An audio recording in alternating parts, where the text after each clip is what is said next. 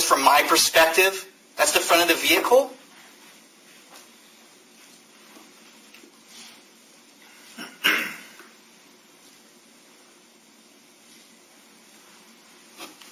I'll submit, Your Honor. Okay, thank you, Mr. Petaro. City, rebuttal. I don't say it slightly, but law enforcement don't deserve to get beat up because they're testifying to what's being done. What?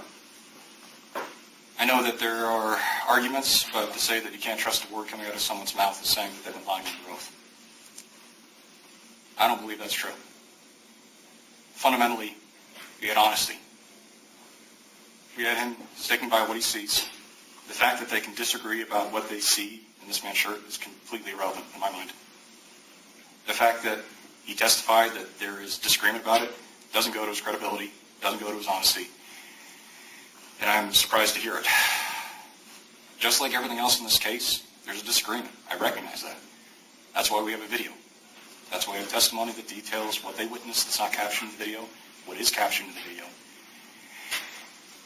And it's not at all what's being characterized in these arguments. Plainly.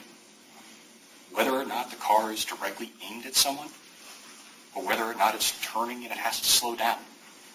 Nothing in the statute, nothing in the code says there has to be someone aiming a vehicle at someone. Only that it's hindered. However, it doesn't matter if the car is directly pointed at them or if they see them out of the corner of the window and slow down. We have brake lights because this man is walking through the street. That's it. That's the case. All the warnings and admonishments, hey, get out of the street, or hey, you got to stand on the sidewalk, that we heard from Officer Javier, that is something that was completely within the bounds of just letting someone know, hey, don't stand in the street. Whether or not they came from Officer Loa or it came from the other officer, it doesn't matter. Don't stand in the street.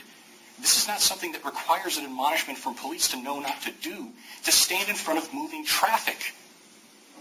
When you do, and then you walk in front of them, that's impeding traffic.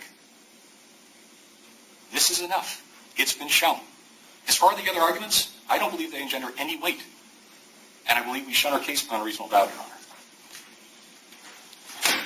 Your Honor, if I could just... No. There's no sir rebuttal on closing.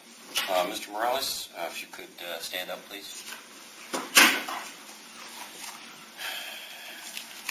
I do agree with the city. I find that the definition of obstructing pedestrian vehicular traffic under 10.47.010 is instructive in this case. It does expand on the